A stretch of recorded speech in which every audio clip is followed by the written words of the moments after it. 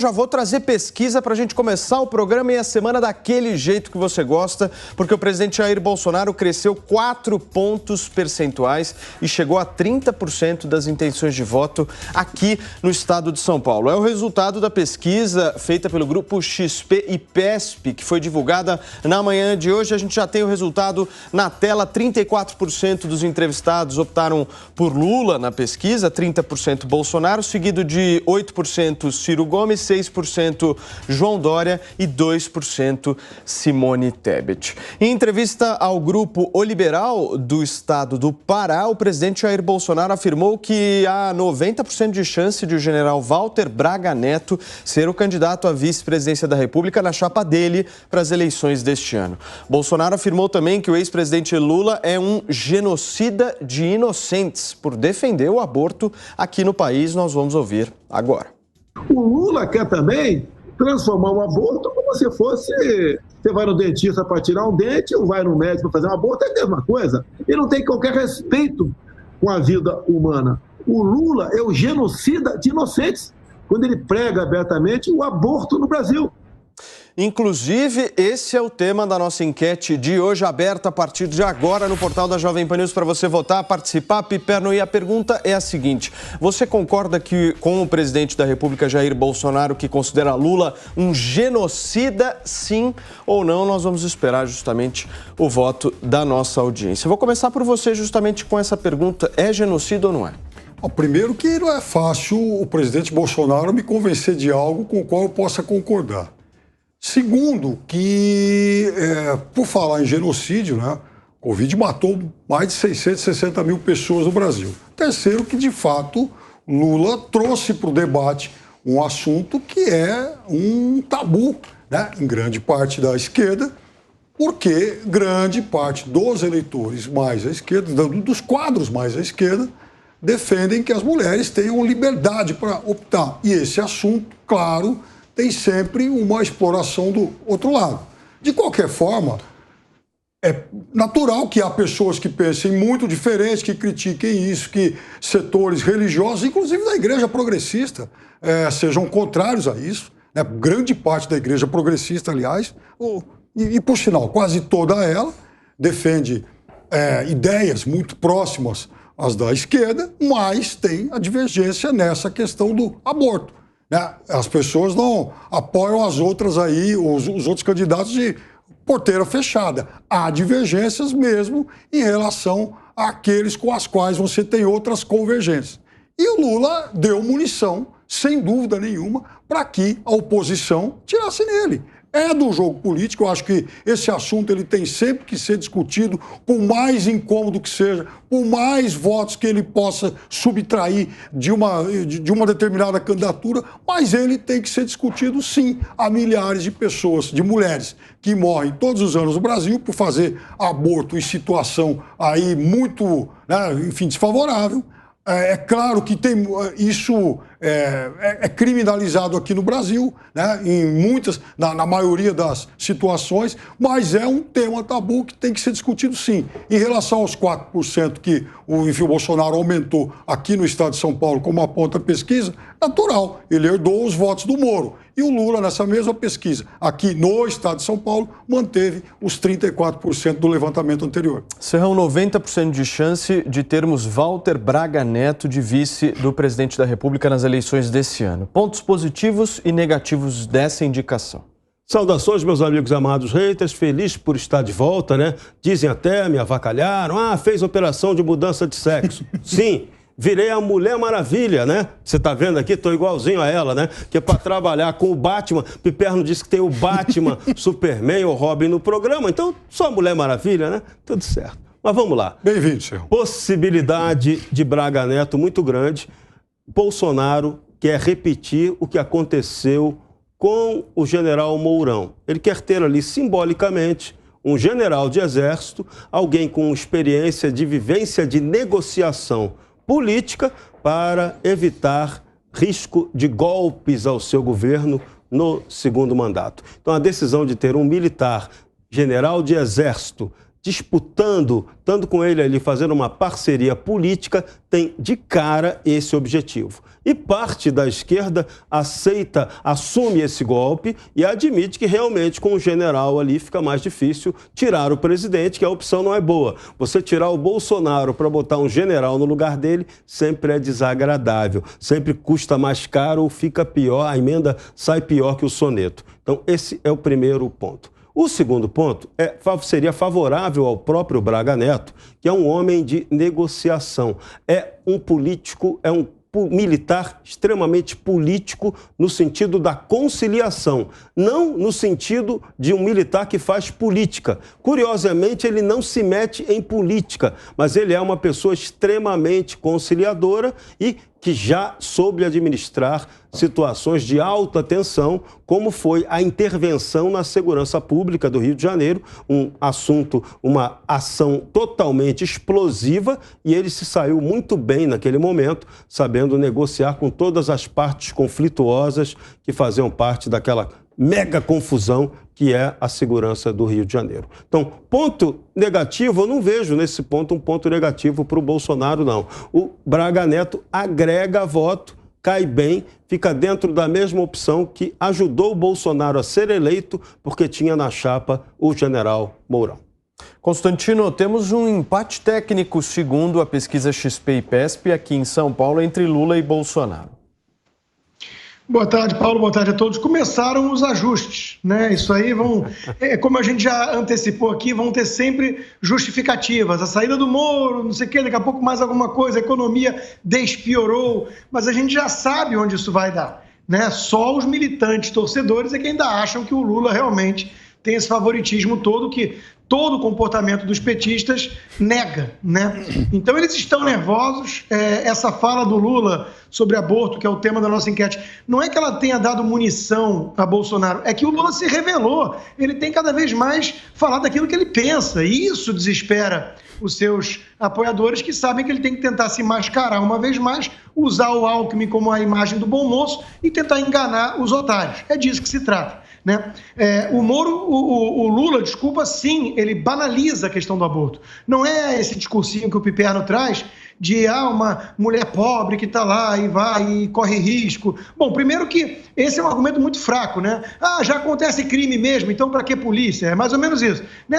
Já matam mesmo os bebezinhos no ventre, então por que botar como ilegal isso? Não é por aí. Agora, é uma política de método contraceptivo e um tanto eugenista. Aqui nos Estados Unidos, a Planned Parenthood começou na mão de eugenistas, que eram todos ligados ao Partido Democrata, aos progressistas, né? Eles queriam exterminar ali justamente os bebês dos pobres, né? Veja que coisa estranha. Agora, o desespero dessa turma, né, das narrativas pipéricas está tão evidente que eles já puxam, porque o presidente Bolsonaro acusou o Lula de defender genocídio de inocentes, eles puxam da cartola a pandemia. Quer dizer, o Bolsonaro voltou a ser o responsável por 600 e tantas mil mortes. Meu Deus, o Bolsonaro se transmutou no vírus chinês. É um negócio impressionante, né? Imagina, na Argentina ali ao lado também, em tudo que é lugar, mas vai ver que no Brasil foi culpa do presidente Bolsonaro. Estão tensos, sabem que o Lula tem cada vez mais exposto a sua real faceta, não consegue controlar a língua e isso vai assustar, como deveria, toda a classe média, que, aliás, o próprio Lula considera escravocrata, consumista de forma excessiva e, segundo sua filósofa predileta, fascista. Piperno, eu sei que você quer falar, mas antes eu quero ouvir o Marco justamente sobre algum destaque, Marco, que você possa trazer para a gente sobre essa pesquisa. Boa tarde, Paulo. Boa tarde a todos aqui da bancada. Olha, eu gosto de especular sobre vários assuntos polêmicos, eu adoro debater. Às vezes eu sou até meio uma persona não grata nos eventos sociais que eu vou, dos meus amigos, porque geralmente eu trago o tema do aborto falando que eu sou contrário, falando que eu não acho que é uma política pública... Ela é abordada de uma maneira muito desonesta também, porque tem muita gente que eu escuto falar que nunca abortaria.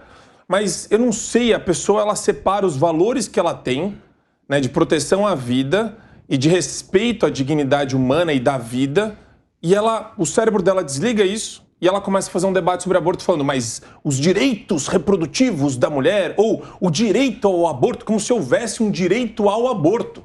como se fosse um pedaço como se fosse um dente, como se fosse um pedaço do abdômen da pessoa só, como se fosse um negócio irrelevante. Então, eu acho que a maneira como a discussão é conduzida no plano político é falsa, é ruim. Ela não ajuda, não contribui para as pessoas entenderem o valor que está por detrás disso, que é de outra vida humana. E quando você bate nisso, você faz um apelo a qualquer mulher que não seja uma militante feminista, desvairada, fora de si, você percebe que a pessoa fala, não, mas não quer dizer que eu sou a favor de abortar. Eu valorizo a vida humana, eu defendo a vida humana. E tem outra coisa, Paulo, passou no Texas recentemente uma lei do primeiro batimento cardíaco, que eles falam first heartbeat, uma coisa assim, onde se você faz o exame e você já nota no exame da pessoa, no ultrassom, que existe um batimento cardíaco lá, não pode mais fazer o aborto. Na verdade, não é isso. Quer dizer, 60% dos abortos caíram em virtude da lei, que estabelece essa premissa. Então, olha que interessante como você consegue sensibilizar as pessoas sem entrar numa espécie de debate pseudo-político. Porque as pessoas esquecem que a gente não está discutindo política, a gente está discutindo valores, princípios. Existe um princípio aqui em jogo. Não é questão de direitos. Aqui a gente não está falando de direito, porque não é a tua vida, é a vida da pessoa que está dentro de você. Então, eu sei que isso daí é um tema que muita gente, especialmente na docência, não ousa tocar. O cool, o legal, é você virar e falar, não, eu sou a favor da mulher, logo sou a favor do aborto. Isso é uma bobagem, assim, sem tamanho. Então, tá certo o Bolsonaro, os números nos Estados Unidos de aborto são gigantescos, eu estou falando de centenas de milhares de bebês que são abortados por ano. É um genocídio em larga escala, sim. Porque você vê, inclusive, é que nem você incentivar uma discussão sobre disforia de gênero. Quanto mais você incentiva, mais pessoas acham que tem disforia de gênero, para depois descobrir que não tem. O aborto é a mesma coisa. A pessoa vai lá, ela é estimulada a pensar que isso daí é normal. E não é normal, e não deveria ser normal. Então, eu acho que o debate vai muito mais para o caminho dos valores e princípios do que políticas públicas voltadas para isso. Muito bem. Pela ordem aqui, Piperno, em seguida o Constantino.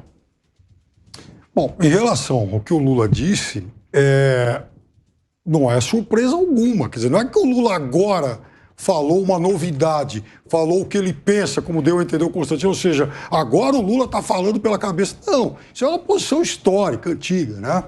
Em relação à questão, e que ele, de novo, ele repete o que já foi dito em outras campanhas. E, por sinal, até citei aqui na sexta-feira o que o Zé Serra fez também, né? Na eleição de 2010, porque a Dilma deu lá uma declaração controversa em relação a isso, ele sentiu que aquilo era um flanco que ele poderia atacar bem na reta final do primeiro turno e até acabou conquistando uns pontinhos a mais, adiando a decisão para o segundo. Agora, em relação à pesquisa, não é que tem novo ajuste, que tem alguém com medo, isso é conversa para boi dormir, né, de quem está atrás. Até porque quem está na frente manteve a mesma pontuação do levantamento anterior. O que aconteceu de movimentação agora? O que aconteceu de diferente agora, em relação ao levantamento anterior, é que o Bolsonaro tem 4 pontos a mais, que são exatamente 4 pontos herdados do espólio Moro. Por sinal, os números são rigorosamente os mesmos de um levantamento de um outro instituto que a gente discutiu aqui na semana passada. Ou seja, 34-30 no estado de São Paulo, estado esse onde o PT perdeu todas as eleições para presidente desde 2002. Vai lá, Constantino. Bom, sobre pesquisa eu vou pular, porque a gente vai continuar vendo o ajuste e as justificativas pipérnicas. Em relação ao aborto, eu quero só mencionar uma coisa. Tem método nessa visão esquerdista radical que banaliza o feto, o bebê em gestação no ventre da mãe, que o método é o seguinte, é não considerar sagrada a vida humana. Veja que essas ideologias que surgiram como substitutas da religião cristã, que no fundo essa turma sente ojeriza, né? Na prática mesmo, eles têm desprezo, né? O ambientalismo que endeusa Gaia, o planeta passa a ser importante e o homem muitas vezes é tratado como uma praga para o planeta, por essa turma. A questão do movimento dos bichos, né? O direito dos animais, Quer dizer, eles dão mais importância para o ovo da tartaruga do que para o feto humano. Então tem método nisso. A premissa aqui é fundamental e isso tem que ser mais debatido nas eleições. Né? As pessoas acham que isso é um assunto casca de banana, tem que evitar. Não, isso é muito mais importante do que se o PIB vai crescer 2% ou 3%. Nós estamos falando aqui de valores essenciais de uma sociedade. A vida humana é sagrada na sua concepção ou não? Ou vamos banalizar a vida humana e tratar o aborto como um método contraceptivo? Né? E essa banalização vem com um esforço também de censura do debate. Porque vamos começar a mostrar a imagem do que é um aborto na prática. Sim. Vamos mostrar se é tranquilo. Vamos ver o que é um feto, um amontoado de células, segundo a narrativa lulística. Vamos ver o que é um feto de 12 semanas, que o aborto é permitido. Né? Vamos ver, um feto de 12 semanas é um bebê formado. Totalmente formado. Então, eu acho que esse assunto tem que ser cada vez mais debatido aí, inclusive, né? Desde Roe vs. Wade, de 1973. Um ativismo da Corte Suprema que até hoje tem a maior manifestação do mundo. Isso. Eu participei uma de 2 anos atrás. É a maior manifestação do mundo em que as pessoas vão marchando até a Suprema Corte para condenar essa decisão equivocada e ativista lá de trás e que até hoje tem equivocado é um juízo de valor. Quer dizer, tinha gente também ativa, né? Vamos avaliar se manifestando em favor e a Suprema Corte decidiu. Vai dar uma olhada no nome da Sanger. Vai estudar quem é a Sanger que criou a Planet Parenthood. Muito bem, só um minuto. Uma eugenista. Argentina, Uruguai, Colômbia, tá um monte por aqui. A palavra antes, por favor, Serrão. Essa questão do aborto, ela tem extrema gravidade, porque ela envolve manjadas jogadas econômicas. Há um grande interesse em que ocorra aborto em massa para facilitar tráfico de órgãos, genes humanos. Isso está por trás dessa aprovação do aborto. Pesquisas indevidas com material para célula-tronco que pode ser aí obtida economicamente pelo aborto. Então, esse lado perverso tem que ser mostrado, tem que ser discutido e visto. O aborto atenta contra a vida. Não vou dizer que é um genocídio, ele acaba sendo um genocídio porque no mundo inteiro ele ocorre em massa, de maneira legal ou ilegal, mas tem grandes interesses econômicos por trás disso. E esse é o ponto grave que fica sempre esquecido, às vezes, desses debates. Se pegar nos Estados Unidos, o número vai para centenas de milhares por ano. Eu não lembro o número agora exatamente, mas é um número muito alto, depois eu trago aqui. Agora, Paulo, tem um documentário chamado One Child Nation, que retrata a política de filho único da China, que começou na década de 80, aproximadamente, e mostra que o governo chinês, né, entrava nas comunidades para tirar o filho, às vezes recém-nascido, da mãe e matar. Tirava da barriga, do ventre, com 7, 8, 9 meses. Tem lei nos Estados Unidos que permite, em estados, aborto até o 9º mês. Como é que alguém defende isso? Um feto plenamente viável, um bebê plenamente viável, respirando, com batimento cardíaco totalmente formado. Quer dizer, é um negócio, é uma desumanidade macabra. E o mais bizarro de tudo, do documentário, é que ele começa denunciando, né, esse sistema chinês implementado que matou milhões de bebês. Assim, as mães pariam os bebês e para não matarem ou não deixarem alguém matar, elas abandonavam na estrada. Era uma coisa muito perversa. Os bebês eram comidos por animais na estrada. Você andava nas estradas lá, tinha cestinha de bebê ao longo de toda a estrada. É inacreditável. E daí a mulher que fez o documentário, que dirigiu o documentário, a produtora também, ela conclui falando: e aqui nos Estados Unidos o Estado não tem que se meter também no meu ventre. Ela, no final, o mais bizarro de tudo é isso. As pessoas são muito perdidas com relação a esse debate. Ela defende o aborto no final. Ela defende que o Estado não tem que se meter no corpo da mulher. Só que ninguém está falando de corpo da mulher aqui. O Barroso, quando fala sobre direitos reprodutivos, que é uma expressão completamente infeliz, condenável, uma expressão ridícula, não tem nada de direitos reprodutivos aqui. É uma outra vida. Ninguém está falando do corpo da mulher. Está numa mulher, está dentro de uma mulher. E todos respeitamos as mulheres. Agora, não pode misturar o debate, porque senão fica com essa palhaçada ideológica de parecer que você é contra um direito da mulher. Piperno. Não, eu discordo. Aliás, o único ponto que o Marco citou que aí sim eu estou de acordo com ele é que eu sou contra aborto quando nessa fase final da gestação. Você não tem o menor... Aí sim, você tirar uma vida de uma criança que já está no 9º mês aí de gestação, é claro que eu acho extremamente cruel. Muito bem. Não conheço ninguém que defenda isso. Vamos girar o assunto aqui, falar um pouquinho de terceira via. Deixa eu só... Por favor, Constantino. Tem um monte de gente que defende isso. Primeiro que tem gente defendendo isso. Segundo que até então o 6º mês... Aqui nos Estados Unidos tem esse debate. Segundo que até o 6º mês, então tudo bem, né? No 9º é que não pode. Isso é bizarro. Agora, só algum comentário. Só um comentário sobre o que o Marco Antônio disse. Primeiro, Ronald Reagan e o Papa João Paulo II, não é à toa que eles eram tão próximos e consideravam o comunismo a essência do mal a ser combatido. Esse exemplo que ele dá da China aí é isso, né? É o retrato da ideologia comunista que despreza a vida humana. Na prática, é disso que se trata. E essa incoerência das feministas é muito importante apontar. Meu corpo, minhas regras, sendo que não é o corpo dela, né? É um corpo de terceiro, e ao mesmo tempo vacina obrigatória em todo mundo. E aí depois, o pai tem obrigação com o filho. Ué, porque fez junto, ela não fez sozinha. Então, não é o corpo dela, não é cortar uma unha, não é cortar cabelo. Tem um outro corpo humano em gestação, em formação dentro do corpo dela. Esse argumento, meu corpo, minhas regras, é um argumento absolutamente sem sentido.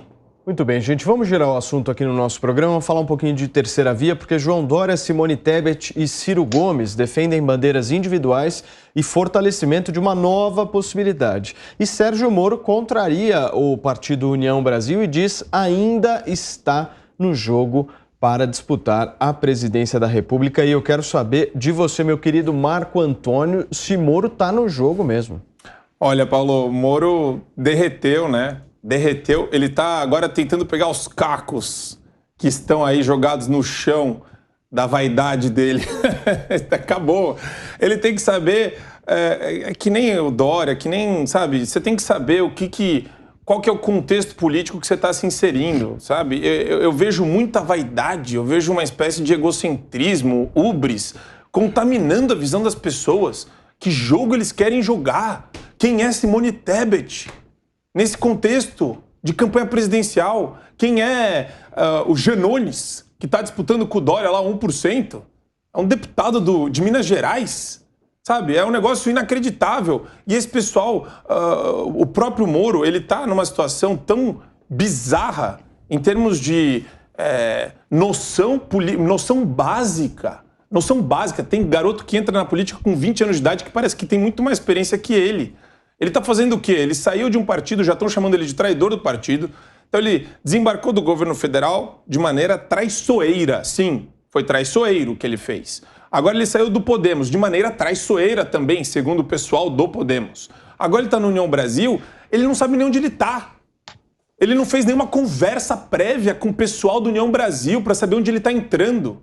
Que espécie de vaidade é essa? Que ele acha que ele vai ter um tapete vermelho estendido para ele, que ele vai ser conclamado novo presidente do Brasil? Cara, ele tá insano. Agora, tá insano também quem acha que uma chapa Simone Tebet e Eduardo Leite é uma chapa. Não é nada. Não é nada. Não tem peso relevante nenhum. A pessoa não consegue enxergar que tá polarizado e acabou. Saiam para o Senado, disputem o Senado. Mas eles não podem ser candidatos à presidência da República? República? Não, pode, mas é uma leitura da realidade ruim. Que eu olho para políticos que, pelo menos eu considero aí mais experientes, eu fico pasmo de ver que estão fazendo uma leitura tão ruim dessa. Como é que eles vão viver depois disso? De cargo no partido? Ganhando 20 mil por mês no partido, que o partido paga para ele ser, sei lá, uma espécie de presidente de honra do conselho? É disso que eles vão viver depois? Para tentar outra eleição? Que é uma coisa que eles estão rifando a possibilidade de um cargo de deputado federal ou de uma reeleição no Senado ou alguma coisa nesse sentido. Para quê? Para holofote? Eles querem ajudar o Lula a tirar o Bolsonaro do segundo turno? Todo mundo sabe que não vai ter isso. Já tá essa leitura, desde o cara do boteco até um cientista político que preze pelo renome dele, vai saber dizer que está polarizado. Terceira via não existe. Serrão, qual que é o futuro do Sérgio Moro nessa história, né? Porque o próprio partido dele, União Brasil, já vetou qualquer possibilidade de candidatura à presidência da República, mesmo ele ainda trazendo essas falas, frases de efeito, dizendo que ainda está no jogo, enfim. Na sua opinião, é Senado ou Câmara Federal? vai, no fim das contas, acabar sendo Câmara Federal se ele concordar com esse prêmio de consolação.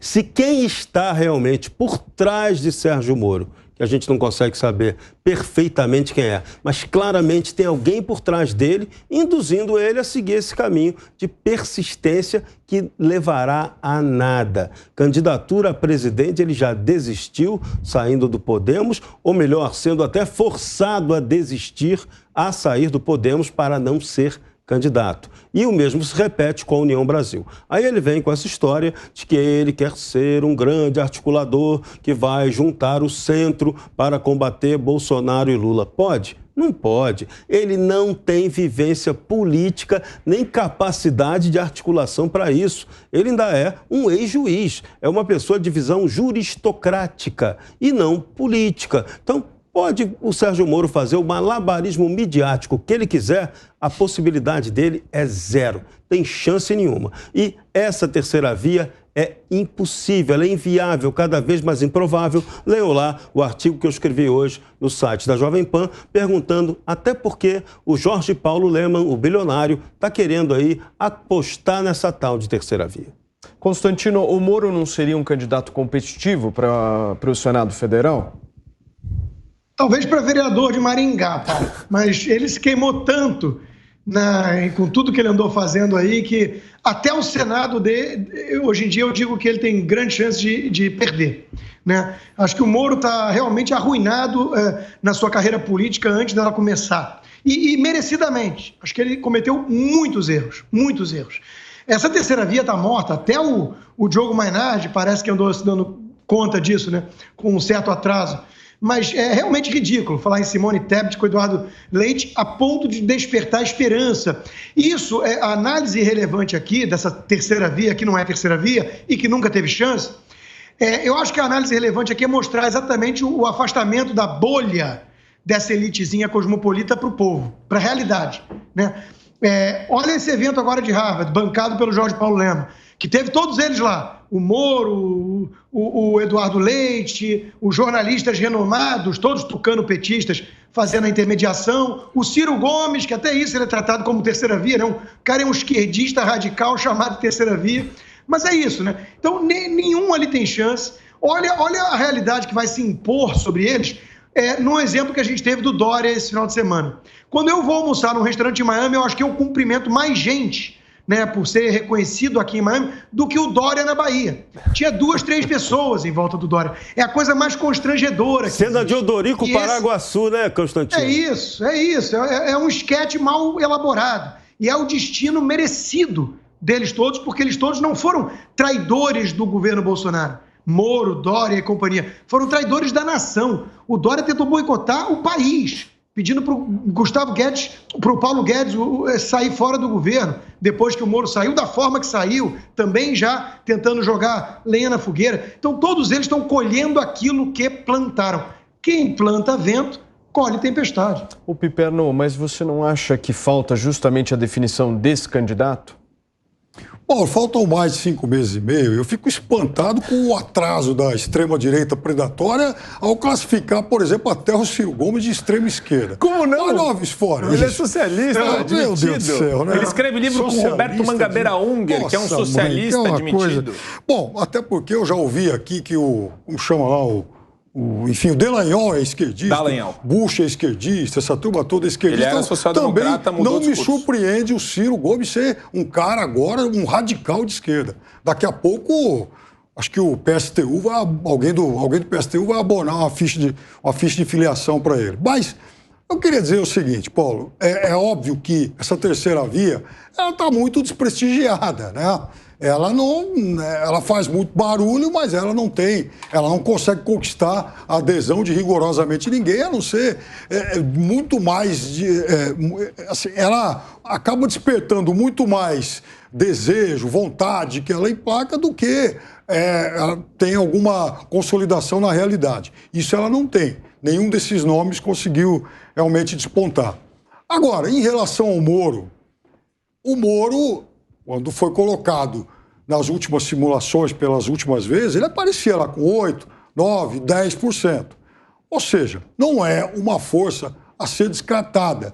E quando o Moro fez aquele pronunciamento que a gente exibiu aqui ao vivo, naquele dia eu falei, olha, o Moro só está abrindo mão de ser candidato a deputado federal. É a única coisa que ele falou. Ele não renunciou ao desejo de ser candidato ao presidente. É óbvio que União Brasil, a gente já repetiu isso aqui inúmeras vezes, tem duas fatias, uma PSL, a outra DEM. A parte PSL, de Luciano Bivar e mais alguns outros, de certa forma ainda flerta com esse tipo de aventura. A parte DEM, muito mais pragmática, não quer saber disso, porque cada cacique regional quer se pendurar em alguma candidatura presidencial. Eles têm uma lógica diferente.